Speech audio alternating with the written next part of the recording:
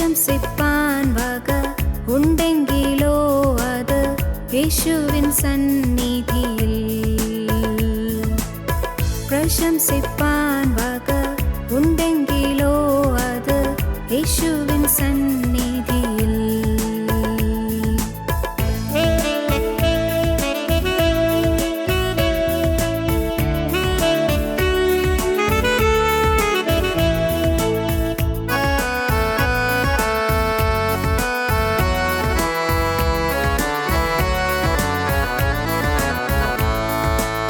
മാതാപിതാക്കളും സോദരർ ബന്ധുക്കൾ ആരുവെടിഞ്ഞിടിലും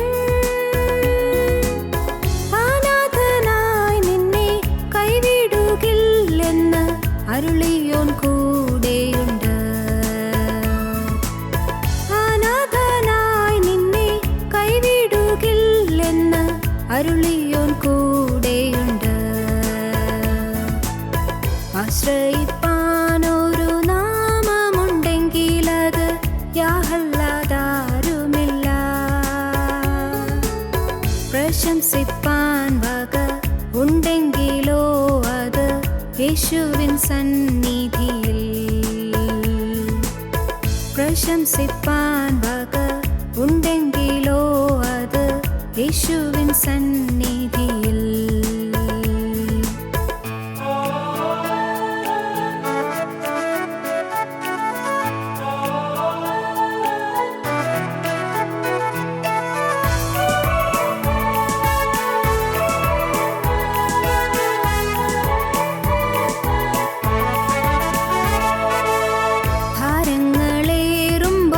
കഷ്ടങ്ങളേറുമ്പോൾ ആവശ്യങ്ങൾ ഏറിലും സഹായിപ്പാനായി സ്വർലോകനാഥന്റെ കരങ്ങൾ കുറുകിട്ടില്ല. സഹായിപ്പാനായി സ്വർലോകനാഥന്റെ കരങ്ങൾ കുറുകിട്ടില്ല. ആശ്രയിപ്പാനൊരു നാമമുണ്ടെങ്കിലത് യാഹല്ലാതാരുമില്ല. പ്രശംസിപ്പാൻ വക ഉണ്ടെങ്കിലോ അത് യേശുവിൻ സന്നിധിയിൽ. പ്രശംസിപ്പാൻ വക ഉണ്ടെങ്കിലോ അത് യേശുവിൻ സന്നിധിയിൽ. ഞങ്ങളും ക്രൂശിക്കപ്പെട്ട ക്രിസ്തുവിനെ പ്രസംഗിക്കുന്നു. ദൈവ തിരുനാമത്തിന് മഹത്വം ഉണ്ടാകട്ടെ. യെശയ്യാ പ്രവാചകൻ്റെ പുസ്തകം 26-ാം അധ്യായം 19-ാം വാക്യം. നിന്റെ മൃതന്മാർ ജീവിക്കും, എൻ്റെ ശവങ്ങൾ എഴുന്നേൽക്കും. പൊടിയിൽ കിടക്കുന്നവരെ ഉണർന്ന് ഘോഷിപ്പീൻ. നിന്റെ മഞ്ഞ് പ്രഭാതത്തിലെ മഞ്ഞ് പോലെ ഇരിക്കുന്നു. ഭൂമി പ്രേതന്മാരെ പ്രസവിക്കുമല്ലോ. മലയാള വേദപുസ്തകത്തിൽ ഈ വാക്യം വായിക്കുമ്പോൾ നമുക്ക് പൂർണ്ണമായിട്ടും മനസ്സിലാവുകയില്ല. ഭൂമി പ്രേതന്മാരെ പ്രസവിക്കുമല്ലോ എന്ന പദം. നിന്റെ മൃതന്മാർ ജീവിക്കും, എൻ്റെ ശവങ്ങൾ എഴുന്നേൽക്കും. പൊടിയിൽ കിടക്കുന്നവരെ ഉണർന്ന് ഘോഷിപ്പീൻ. നിന്റെ മഞ്ഞ് പ്രഭാതത്തിലെ മഞ്ഞ് പോലെ ഇരിക്കുന്നു. ഭൂമി പ്രേതന്മാരെ പ്രസവിക്കുമല്ലോ. എന്താണ് ഈ വാക്യത്തിൻ്റെ അർത്ഥം? അതിൻ്റെ ആശയം എന്താണ്? അത് ലിവിങ് ബൈബിൾ വായിക്കുമ്പോൾ നാം ഇങ്ങനെ കാണും. Yet we have this assurance. നമുക്ക് ഈ ഒരു ഉറപ്പുണ്ട്. Yet we have this assurance. Those who belong to God shall live again. ദൈവത്തിൻ്റെ മക്കൾ, ദൈവത്തിൻ്റേതായിട്ടുള്ളവർ those who belong to God shall live again. അവർ വീണ്ടും ജീവിക്കും, അവർ ഉയർത്തെഴുന്നേൽക്കും. Those who dwell in the dust shall awake and sing for joy. Those who dwell in the dust, പൊടിയിൽ കിടക്കുന്നവർ, പൊടിയിൽ വസിക്കുന്നവർ അഥവാ ശവക്കുഴിയിൽ കിടക്കുന്നവർ ഷാൽ awake, അവർ ഉറക്കം തെളിയും.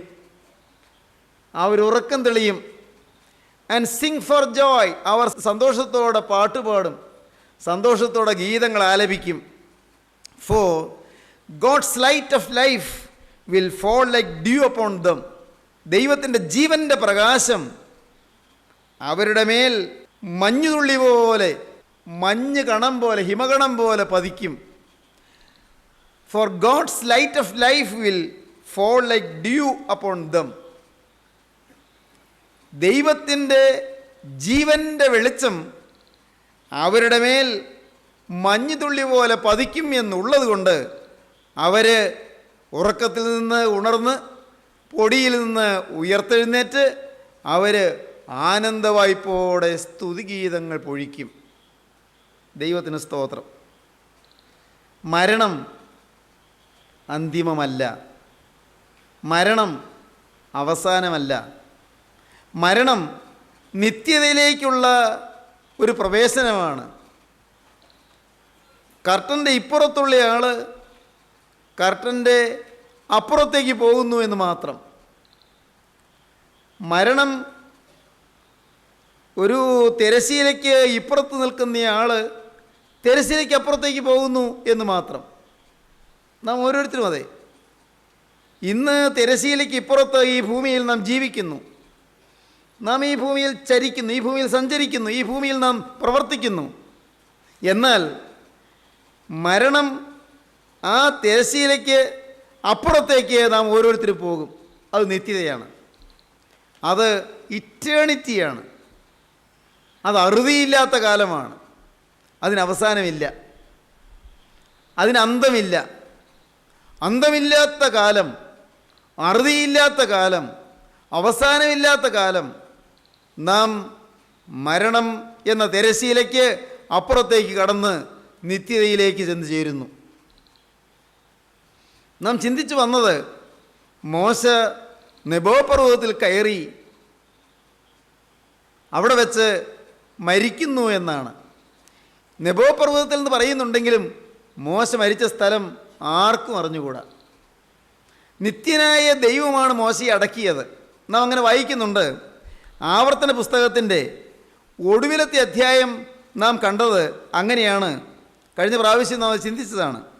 ആവർത്തന പുസ്തകത്തിൻ്റെ ഒടുവിലത്തെ അധ്യായത്തിൽ 34-ാം അധ്യായത്തിൽ നാം ഇങ്ങനെ കണ്ടു.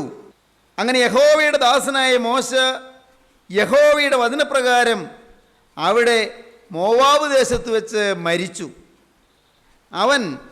അവനെ ദൈവം മോശയെ മോവാബ് ദേശത്ത് ബേത്പയോരിനെതിരെയുള്ള താഴ്വരയിൽ അടക്കി. ദൈവം അടക്കി. ലോക ചരിത്രത്തിൽ ദൈവം അടക്കം ചെയ്ത വേറൊരാളില്ല. മോശയെ ദൈവം അടക്കി. എവിടെയാണെന്ന് അറിഞ്ഞുകൂടാ. ഇന്നുവരെയും അവൻ്റെ ശവക്കുഴിയുടെ സ്ഥലം ആരും അറിയുന്നില്ല. മോശയെ ദൈവം അടക്കി. എന്തൊരു വലിയ പദവിയാണത്! എന്തൊരു മഹാഭാഗ്യമാണ്! അസുലഭ ഭാഗ്യലബ്ധി. സാധാരണഗതിയിൽ അത് നമുക്ക് ചിന്തിക്കാൻ പറ്റാത്തൊരു കാര്യമാണ്. പ്രവാചക ശ്രേഷ്ഠനായ മോശയെ, ദീർഘദർശിമാരിൽ തലവനായ മോശയെ, പഞ്ചഗ്രന്ഥങ്ങളുടെ രചയിതാവായ മോശയെ നിത്യനായ ദൈവം അടക്കി. മോശ നെബോ പർവ്വതത്തിൽ വെച്ച് മരിച്ചു. മോശ മരിക്കുമ്പോൾ അവന് 120 വയസ്സായിരുന്നു. അവൻ്റെ കണ്ണ് മങ്ങാതെയും അവൻ്റെ ദേഹബലം ക്ഷയിക്കാതെയും ഇരുന്നു. Shakespeare as you like it എന്ന് പറയുന്ന നാടകത്തിൽ മനോഹരമായ ഒരു കാവ്യ ഭാഗം എഴുതി വച്ചിട്ടുണ്ട്. ഞാൻ പണ്ടത് പഠിച്ച് ഞാൻ അതിശയിച്ചു പോയി. മനുഷ്യന് ജീവിതത്തിൽ 7 ഘട്ടങ്ങളുണ്ടെന്ന് അങ്ങ് കൊച്ചുകുട്ടിയായി ജനിച്ചു വളരുന്ന ആ കാലം മുതൽ മരണത്തിൻ്റെ ആ കാലയളവ് വരെയുള്ളതായ ജീവിതത്തെ 7 ഘട്ടമായി തിരിക്കാമെന്ന് എന്നൊക്കെയാണ് ഷേക്സ്പിയർ അതിൽ പറയുന്നത്. All the world is a stage and all the men and women merely players. They have their exits and their entrances and one man in his time plays many parts. His acts being 7 ages. At first the infant mewling and puking in his nurse's arms. എന്താണ്? All the world is a stage. ലോകം മുഴുവനും ഒരു നടന രംഗമാണ്, നാടക സ്റ്റേജാണ്. All the world is a stage and all the men and women merely players. ആ പുരുഷന്മാരും സ്ത്രീകളും എല്ലാം ഓരോരുത്തരും അഭിനയക്കാരാണ്, നാടക സ്റ്റേജിൽ ഒന്ന് അഭിനയിക്കുന്നവരാണ്. They have their exits and their entrances. ഇവർ അഭിനയിക്കാൻ കയറി വരും സ്റ്റേജിലേക്ക്, പിന്നെ ഇറങ്ങിപ്പോവും. അവരവരുടെ അഭിനയം കഴിയുമ്പോൾ ഇറങ്ങിപ്പോവും. They have their exits and their entrances and one man in his time plays many parts. ഒരാൾ അയാളുടെ ജീവിതത്തിൽ അനേകം രംഗങ്ങളിൽ അഭിനയിക്കുന്നുണ്ട്. His acts being 7 ages. അവൻ്റെ ആ രംഗാഭിനയം 7 ഘട്ടങ്ങളായിട്ട് തിരിക്കാം. അറ്റ് ഫസ്റ്റ്, ഒന്നാമതായി ദ ഇൻഫൻറ്റ്, ഒരു ചോരക്കുടം പോലത്തെ കൊച്ചുകുട്ടി. മലയാള കവി അങ്ങനെയാണ് അതിന് തർജ്ജമ ചെയ്തത്. ചോരക്കുടം പോലൊരു കൊച്ചുകുട്ടി. ചോരക്കുടം പോലത്തെ ഒരു കൊച്ചുകുട്ടിയായിട്ട് ആദ്യത്തെ ഘട്ടം. ഞാനത് മുഴുവൻ വിവരിക്കാനല്ല. At first the infant mewling and puking in his nurse's arms. അമ്മയുടെ കയ്യിൽ കിടന്ന് ഇങ്ങനെ കരഞ്ഞുകൊണ്ടേയിരിക്കുന്നു. കരഞ്ഞുകൊണ്ട് ഇങ്ങനെ കിടക്കുന്ന കുഞ്ഞ് കരഞ്ഞു കിടക്കുക എന്ന് പറയില്ലേ, കരഞ്ഞുകൊണ്ട് കിടക്കുന്നു. എന്നിട്ട് അവസാനത്തെ ഘട്ടത്തിലേക്ക് വരുമ്പോൾ ഷേക്സ്പിയർ പറയും, sans teeth, sans eyes, sans ears and sans everything. Sans എന്ന് വെച്ചാൽ വിതൗട്ട്, ഇല്ലാതെ. സാൻസ് ഐസ്, കണ്ണിന് കാഴ്ചയില്ല. സാൻസ് ടീത്ത്, പല്ലുകൾ കൊഴിഞ്ഞുപോയി. സാൻസ് ഇയേഴ്സ്, ചെവിക്ക് കേൾവിയില്ല. ആൻഡ് സാൻസ് എവരിതിങ്, എല്ലാം, ഒന്നുമില്ല. ഇതാ മരണാസന്നമായി കിടക്കുന്നു. ദൈവത്തിന് സ്തോത്രം. പക്ഷേ മോശയെക്കുറിച്ച് പറയുന്നു, എന്തു പറയുന്നു? അവൻ്റെ കണ്ണ് മങ്ങാതെയും അവൻ്റെ ദേഹബലം ക്ഷയിക്കാതെയും ഇരുന്നു. ദൈവത്തിൻ്റെ വലിയ നാമം മഹത്വപ്പെടട്ടെ. സഹോദരങ്ങളെ, ഞാൻ പലപ്പോഴും എന്നെ ആത്മീയ അഭ്യസിപ്പിച്ച പരിശുദ്ധ പിതാവിനെക്കുറിച്ച് പറയാറുണ്ടല്ലോ. ആ പരിശുദ്ധനായ ദൈവദാസൻ ഒരിക്കൽ ഞങ്ങളോട് പറഞ്ഞു, ഞാൻ മരിക്കാറായി കിടക്കുമ്പോഴും ബോധം കെട്ട് കിടന്നാലും എൻ്റെ ഓരോ അണുവും സ്തുതിച്ചു കൊണ്ടിരിക്കും. എൻ്റെ ഓരോ അണുവും സ്തുതിച്ചു കൊണ്ടിരിക്കും. മരിക്കാറായി കിടക്കുന്നു, ബോധമില്ല, ആളറിയാതെ കിടക്കുന്നു, എങ്കിൽ പോലും എൻ്റെ ഓരോ അണുവും സ്തുതിച്ചു കൊണ്ടിരിക്കും. ദൈവമക്കളെ, ഒരുപക്ഷേ ദേഹബലം ക്ഷയിക്കാതെയാകണമെന്നില്ല പലരും മരിക്കുന്നത്.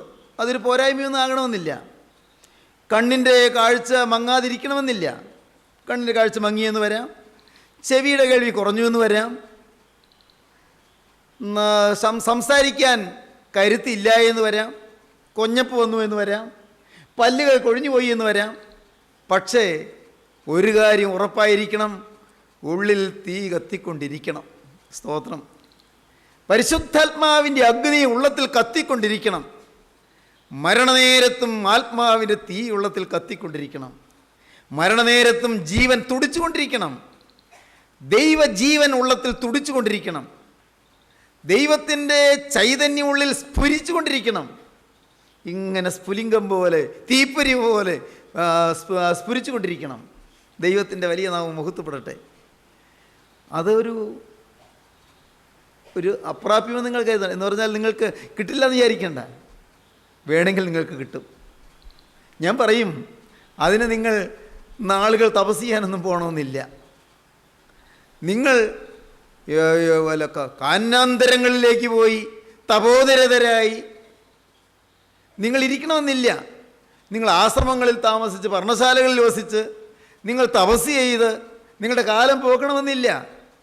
പ്രിയപ്പെട്ടവരെ, നിങ്ങളുടെ ദൈനംദിന ജീവിതത്തിൽ, ഭാര്യയും കുഞ്ഞുങ്ങളൊക്കെ ഒരുമിച്ചുള്ള ജീവിതത്തിൽ, നിങ്ങളുടെ കഷ്ടപ്പാടും ദുരിതവും ക്ലേശവുമുള്ള ഈ ലോക ജീവിതത്തിൽ, രോഗവും ദുഃഖവും ഞെരുക്കവുമുള്ള ഈ ലോക ജീവിതത്തിൽ പൈസയ്ക്ക് ഞെരുക്കവും കടങ്ങളും കഷ്ടപ്പാടുകളും പലതരത്തിലുള്ളതായ പ്രതിസന്ധികളും പ്രശ്നങ്ങളുമായി വലയുന്ന ഈ ലോക ജീവിതത്തിൽ സാധാരണക്കാരനായ ഒരു മനുഷ്യന് വലിയ സന്തോഷത്തോടെ ആനന്ദത്തികവോടെ സ്തുതി പാടിക്കൊണ്ട് പറക്കാൻ സാധിക്കും, മരണത്തെ നേരിടാൻ സാധിക്കും. കഴിഞ്ഞ ദിവസങ്ങളിലൊക്കെ ഞാൻ പറഞ്ഞത് നിങ്ങൾ ഓർക്കുമായിരിക്കും. മോശ നെബോ പർവ്വതത്തിൻ്റെ മുകളിൽ കയറി അക്കരയിലേക്ക് നോക്കി. അങ്ങ് താഴ്വരയിൽ യോർദാനാറ് കരകവിഞ്ഞൊഴുകുന്നുണ്ട്.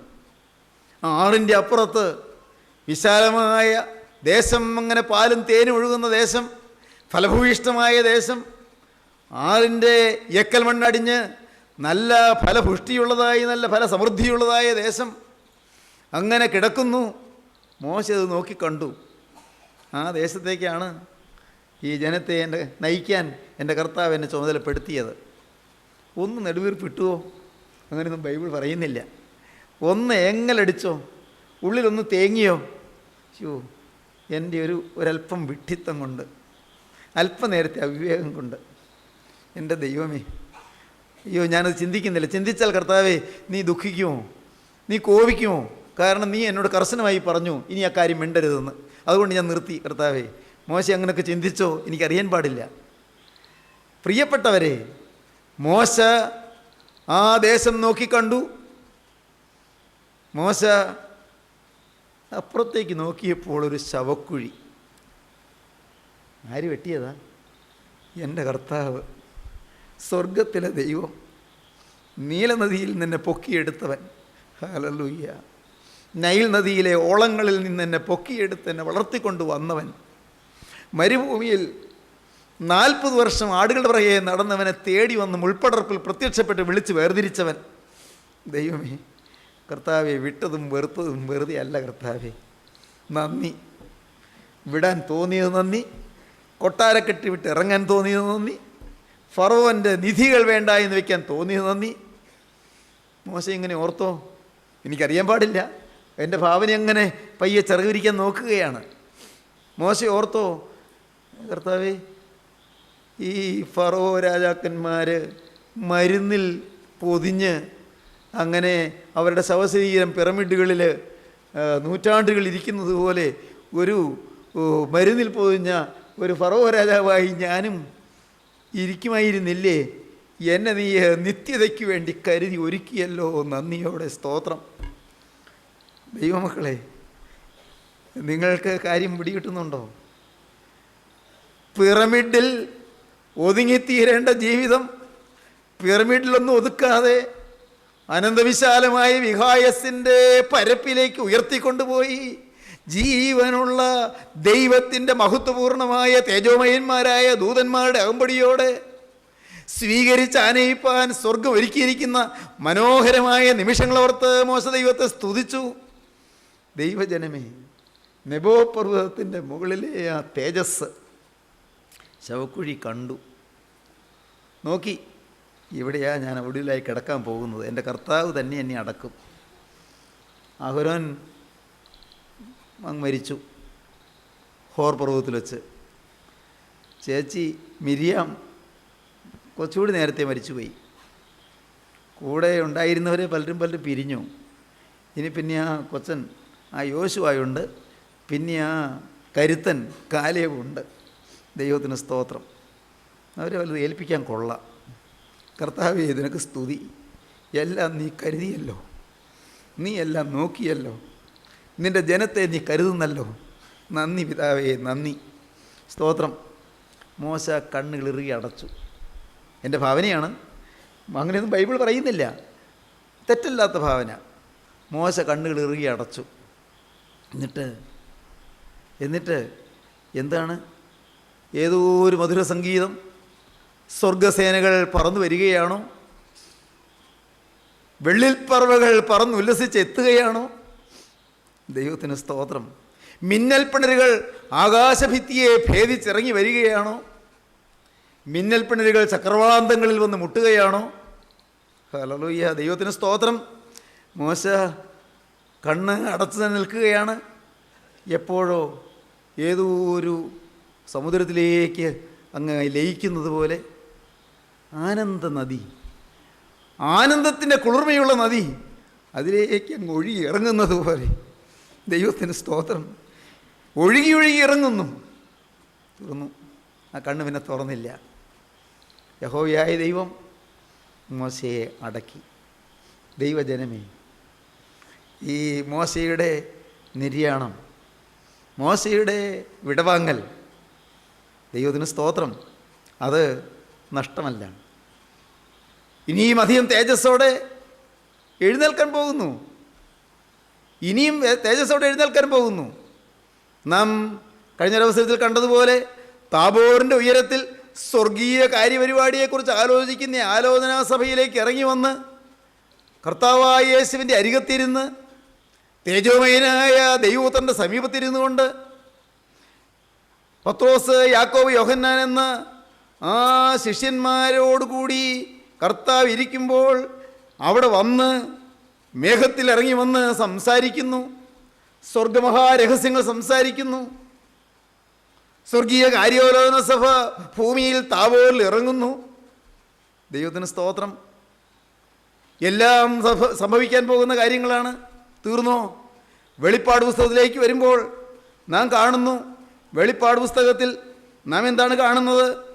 ഈ മോശയും ഏലിയാവും അവിടെ പ്രത്യക്ഷപ്പെടുന്നത് നാം കാണുകയാണ്. 11-ാം അധ്യായം 3-ാം വാക്യം.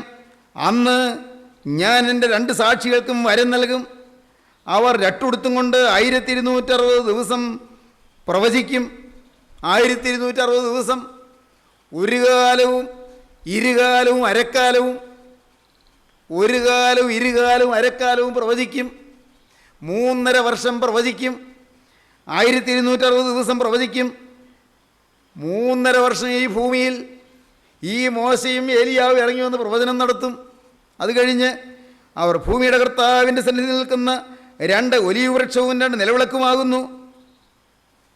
ആരെങ്കിലും അവർക്ക് ദോഷം ചെയ്യുവാൻ ഇച്ഛിച്ചാൽ അവരുടെ വായിൽ നിന്ന് തീ പുറപ്പെട്ട് അവരുടെ ശത്രുക്കളെ ദഹിപ്പിച്ചു കളയും. അവർക്ക് ദോഷം വരുത്തുവാൻ ഇച്ഛിക്കുന്നവൻ ഇങ്ങനെ മരിക്കേണ്ടി വരും. അവരുടെ പ്രവചനകാലത്ത് മഴ പെയ്യാതെ വണ്ണം ആകാശം അടച്ചു കളവാൻ അവർക്ക് അധികാരമുണ്ട്. ഏലിയ പ്രവാചകന്റെ കാലത്തെന്ന പോലെ വെള്ളത്തെ രക്തമാക്കുവാനും ഇച്ഛിക്കുമ്പോഴൊക്കെയും സകല ബാധ കൊണ്ട് ഭൂമിയെ ദണ്ഡിപ്പിക്കാൻ അധികാരമുണ്ട്. വെള്ളത്തെ രക്തമാക്കി മോശ ഫറവോൻ്റെ മിസ്രയീമിൽ ബാധകൾ വരുത്തി. 10 ബാധകൾ. വെള്ളത്തെ രക്തമാക്കുവാനും ഇച്ഛിക്കുമ്പോഴൊക്കെയും സകല ബാധ കൊണ്ട് ഭൂമിയെ ദണ്ഡിപ്പിക്കാൻ അധികാരമുണ്ട്. അവർ തങ്ങളുടെ സാക്ഷ്യം തികച്ച ശേഷം ആഴത്തിൽ നിന്ന് കയറി വരുന്ന മൃഗം അവരോട് പടവെട്ടി അവരെ ജയിച്ചു കളയും. അന്ത്യക്രിസ്തു എന്ന് പറയുന്ന എതിർ ക്രിസ്തു, ആൻറ്റി ക്രൈസ്റ്റ്, അവനവരെ എതിർത്ത് അവരെ ജയിച്ച് അവരെ കൊന്നുകളയും. അവരുടെ കർത്താവ് ക്രൂശിക്കപ്പെട്ടതും ആത്മീയമായി സോദോമെന്നും മിസ്രയീമെന്നും പേരുള്ളതുമായ മഹാനഗരത്തിൻ്റെ വീതിയിൽ അവരുടെ ശവം കിടക്കും. സകല വംശക്കാരും ഗോത്രക്കാരും ഭാഷക്കാരും ജാതിക്കാരും അവരുടെ ശവം 3.5 ദിവസം കാണും. അവരുടെ ശവം കല്ലറയിൽ സമ്മതിക്കുകയില്ല. 3.5 ദിവസം കഴിഞ്ഞ ശേഷം ദൈവത്തിൽ നിന്ന് ജീവശ്വാസം അവരിൽ വന്നു. അവർ കാലൂന്നി നിന്നു. അവരെ കണ്ടവർ ഭയപരവശരായി തീർന്നു. ഇവിടെ കയറി വരുവീനെന്ന് സ്വർഗത്തിൽ നിന്നൊരു മഹാശബ്ദം പറയുന്നത് കേട്ടു. അവർ മേഘത്തിൽ സ്വർഗത്തിലേക്ക് കയറി അവരുടെ ശത്രുക്കൾ അവരെ നോക്കിക്കൊണ്ടിരുന്നു. ആ നാഴികയിൽ വലിയൊരു ഭൂകമ്പം ഉണ്ടായി. ദൈവത്തിൻ്റെ വലിയ നാമം മഹത്വപ്പെടട്ടെ. ഇനിയും സംഭവിക്കാൻ പോകുന്ന കാര്യമാണ്. ആൻറ്റി ക്രൈസ്റ്റിൻ്റെ ഭരണകാലത്ത്, എതിർ ക്രിസ്തുവിൻ്റെ ഭരണകാലത്ത്, അന്ത്യക്രിസ്തുവിൻ്റെ വാഴ്ചയുടെ കാലത്ത്, മഹോപദ്രവത്തിൻ്റെ 2-ാം പകുതിയിൽ, ആ 7 വർഷത്തിൻ്റെ ഒടുവിലത്തെ 3.5 വർഷം ഭയങ്കരങ്ങളായ സംഭവങ്ങൾ, ബാധകൾ ലോകത്തുണ്ടാകുന്ന ആ കാലത്ത് അന്ന് മോശയും ഏലിയാവും എഴുന്നേറ്റ് വരും. ദൈവത്തിൻ്റെ വലിയ നാമം മഹത്വപ്പെടട്ടെ. സഹോദരങ്ങളെ, വീണ്ടും എഴുന്നേറ്റ് വരും, ഉയർത്തെഴുന്നേറ്റ് വരും. അതൊരു പ്രത്യാശയാണ്. ഏതൊരു വിശ്വാസിയുടെയും പ്രത്യാശയാണ് ക്രിസ്തുവിൽ നിദ്ര കൊണ്ടവർ ഉയർത്തെഴുന്നേൽക്കുമെന്നുള്ളത്. നാം പാടും, മൃതരെ ജീവിപ്പാൻ എഴുന്നള്ളുന്ന രാജാവ് മുകിലഴകിന്മേൽ ആഘോഷിതനായി ഇടുന്നു. നയവാന്മാർ തൻ മുൻ കൊമ്പിൻനാദം കേട്ടിട്ട് അങ്കിയണിഞ്ഞ് എതിരേൽപ്പാനായി പോയിടുന്നു. പരിശുദ്ധന്മാർ മാത്രം നീതിന് വസ്ത്രം ധരിച്ചുകൊണ്ട് രാജാധിരാജന് എതിരേൽപ്പാൻ പറക്കും. മധ്യാകാശത്തിലേക്ക് പറന്നുയരും.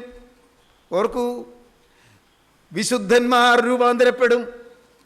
ഇന്ന് എൻ്റെ ബഹുമാന്യ സഹോദരങ്ങളെ, നിങ്ങൾ ഈ വാക്കുകളെ കേൾക്കുമ്പോൾ നിങ്ങളൊന്ന് ചിന്തിക്കുവീൻ, കർത്താവേ, ഞാൻ ക്രിസ്തുവിലാണോ ജീവിക്കുന്നത്? ക്രിസ്തുവിൽ ജീവിച്ചില്ലെങ്കിൽ ക്രിസ്തുവിൽ മരിക്കാൻ ഒക്കുകയില്ല. ക്രിസ്തുവിൽ ജീവിക്കുന്നോ എന്ന് അറിയാനുള്ള ടെസ്റ്റ്. കർത്താവേ, അതെന്താണ്? ഞാൻ കേട്ടു, ഞാൻ പഠിച്ചു, ഒരുത്തൻ ക്രിസ്തുവിലായാൽ പുതിയ സൃഷ്ടിയാകുന്നു. ഞാൻ ക്രിസ്തുവിലാണെങ്കിൽ പുതിയ സൃഷ്ടിയാണ്. എൻ്റെ കർത്താവേ, ഞാൻ പുതിയ സൃഷ്ടിയായോ? പഴയ വാശി മാറിയോ? പഴയ പിണക്കം മാറിയോ? പഴയ വൈരാഗ്യം മാറിയോ? പഴയ കടുംപിടുത്തം മാറിയോ? പഴയ ദുസ്സാഠ്യം മാറിയോ? എൻ്റെ കർത്താവേ, പഴയ മോഹചിന്തകൾ മാറിയോ? പഴയ ഈർഷ്യയും മുഷിച്ചിലും മാറിയോ? എൻ്റെ കർത്താവേ, പഴയ മനുഷ്യൻ്റെ സ്വഭാവം മാറിയോ? ഇല്ലെങ്കിൽ ഞാൻ ക്രിസ്തുവിൽ ജീവിക്കുന്നില്ല. ക്രിസ്തുവിൽ ജീവിക്കുന്നില്ലെങ്കിൽ ക്രിസ്തുവിൽ മരിക്കുന്നില്ല. ക്രിസ്തുവിൽ മരിക്കുന്നില്ലെങ്കിൽ വിശുദ്ധന്മാർ ഉയർത്തെഴുന്നേൽക്കുന്ന കൂട്ടത്തിൽ ഞാൻ ഉയർത്തെഴുന്നേൽക്കുകയില്ല. നാഥ, ഞാൻ അറിയുന്നു, ഞാൻ മനസ്സിലാക്കുന്നു, ഞാനിതാ തിരുമുമ്പാകെ താഴുന്നു. ദൈവമക്കളെ, നിങ്ങൾ പ്രാർത്ഥിക്കുമോ? നിങ്ങളൊരു തീരുമാനമെടുക്കുമോ? ഈ സമയം നഷ്ടപ്പെടാതെ നിങ്ങൾ ക്രിസ്തുവിനോടൊരു വാക്ക് പറയുമോ? കർത്താവേ, ഇന്നുവരെയും ഒരു പഴയ മനുഷ്യനായി ഞാൻ ജീവിച്ചു. നാഥ, ഇന്നുവരെയും ഞാൻ ലോകത്തിൻ്റെ അടിമയായി ജീവിച്ചു. ഇന്നുവരെയും ഞാൻ പാപത്തിൻ്റെ ദാസനായി ജീവിച്ചു. ഇന്നുവരെയും പിശാചിൻ്റെ അടിമയായി ഞാൻ ജീവിച്ചു. ഇന്നുവരെയും അനേകം പാപങ്ങളുടെ ബന്ധനത്തിൽ ഞാൻ ജീവിച്ചു. ഉടയവനെ, എനിക്ക് വേണ്ടി ക്രൂശിൽ മരിച്ച രക്ഷക, എൻ്റെ ബന്ധനം അഴിക്കാൻ ക്രൂശിൽ ആണികളാൽ ബന്ധിതനായ മിശിഹാ തമ്പുരാനെ, ഇന്ന് ഞാൻ ഈ വാക്കുകളെ കേൾക്കുമ്പോൾ എൻ്റെ പാപങ്ങളോട് യാത്ര പറയുന്നു. എൻ്റെ പഴയ ജീവിതത്തോട് യാത്ര പറഞ്ഞ് ഞാനിതാ പഴയ ജീവിതത്തെ ഉപേക്ഷിക്കുന്നു. ഇന്നു മുതൽ ഞാൻ പുതിയ സൃഷ്ടിയായി ജീവിക്കും. രക്ഷക, എൻ്റെ മേൽ നിന്റെ കരം വെക്കണമേ. എന്നെ നീയും തഴുകണമേ. എൻ്റെ ബന്ധനങ്ങളെ അഴിക്കണമേ. പൈശാചിക ബാധകളിൽ നിന്ന് മാറ്റണമേ. പ്രാർത്ഥിപ്പീൻ. ദൈവകരങ്ങളിലേക്ക് ഏൽപ്പിക്കുവീൻ. ദൈവത്തോട് വാക്ക് പറയുവീൻ. നാഥ, ഇന്നു മുതൽ ഞാൻ നിന്റെ വക. അങ്ങനെ തീരുമാനിക്കുന്നവർക്ക് കരങ്ങളെ ഉയർത്താം. ദൈവകരങ്ങളിലേക്ക് നിങ്ങൾ ഏൽപ്പിച്ചുകൊണ്ട് അവനോട് പറയാം, കർത്താവേ, ഇന്നു മുതൽ ഞാൻ നിന്റെ വക. യേശുവേ, ഇന്നു മുതൽ ഞാൻ നിന്റെ വക. യേശുവേ, ഇന്നു മുതൽ ഞാൻ പുതിയ സൃഷ്ടി. കരങ്ങളെ താഴ്ത്തിയിടുവീൻ. നമുക്ക് പ്രാർത്ഥിക്കാം. സ്നേഹവാനേ, കാരുണ്യവാനായ ഞങ്ങളുടെ സ്വർഗീയ പിതാവേ, ഈ മഹത്വപൂർണമായ സുദിനത്തിനായി ഞങ്ങൾ നിന്നെ സ്തുതിക്കുന്നു. തിരുവചനങ്ങൾക്കായി ഞങ്ങൾ നിന്നെ സ്തുതിക്കുന്നു. കർത്താവേ, വിശുദ്ധന്മാർ ഉയർത്തെഴുന്നേൽക്കുന്ന അനുഗ്രഹീതമായ നാളിൽ കർത്താവേ, ഞങ്ങളും ആ കൂട്ടത്തിൽ ഉൾപ്പെടുവാൻ തക്കവണ്ണം ഭാഗ്യം തരണമേ എന്ന് പ്രാർത്ഥിക്കുന്നു. എല്ലാവരെയും അനുഗ്രഹിക്കണമേ. വചനം കേട്ട എല്ലാവരുടെ മേലോട് തൃക്കരം വരണമേ. എല്ലാവരെയും വാഴ്ത്തണമേ. തിരുനാമം മഹത്വപ്പെടുത്തണമേ. യേശു ക്രിസ്തുവിന്റെ ജയകരമായ നാമത്തിൽ തന്നെ. ആമീൻ.